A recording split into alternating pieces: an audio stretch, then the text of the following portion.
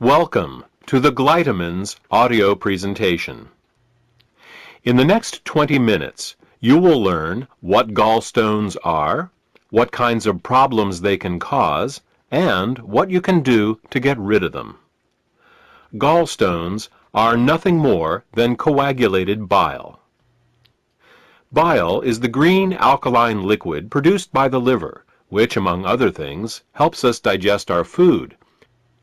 The liver produces about a liter of bile a day and stores it in a muscular sac called the gallbladder. The gallbladder then squirts this bile down a tube called the common bile duct into the small intestines to mix with the food that comes from the stomach. Well, that's what's supposed to happen. Unfortunately, with nutritional deficiencies and exposure to certain toxins, bile can thicken and form what is known as biliary sludge.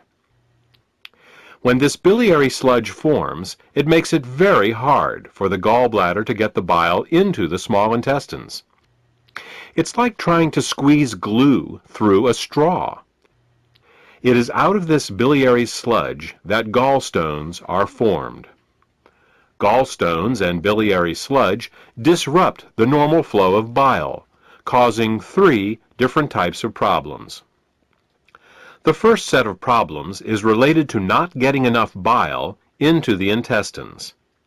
The second set of problems occurs when toxins, unable to leave the body through the bile, back up and accumulate in the liver and the bloodstream.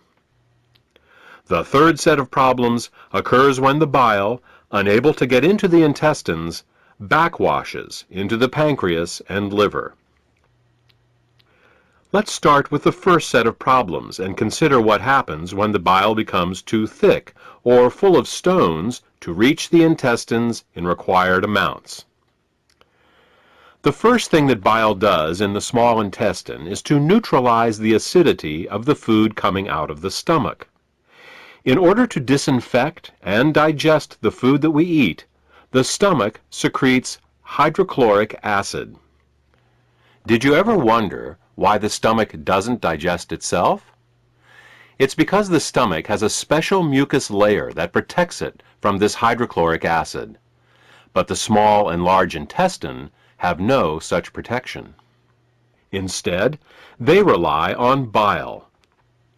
Bile is a very alkaline substance, and when it comes into contact with the acidic food from the stomach, the acids are neutralized. If bile can't get into the small intestine in required amounts due to biliary sludge and gallstones, then stomach acids in the food are never fully neutralized. They can cause acid burns along the entire length of the small and large intestines, all 30+ feet of them. We experience this as indigestion, heartburn, ulcers, and all manner of digestive complaints. In essence, we are digesting our own intestines. The next thing that bile does in the intestine is to emulsify the fats and oils in the food that we eat. Emulsification is the process by which fats and oils are made water-soluble. To understand emulsification, think of soap. It's next to impossible to rinse grease off a dish with just plain water. But if you put a drop of soap on the dish, the grease washes right off.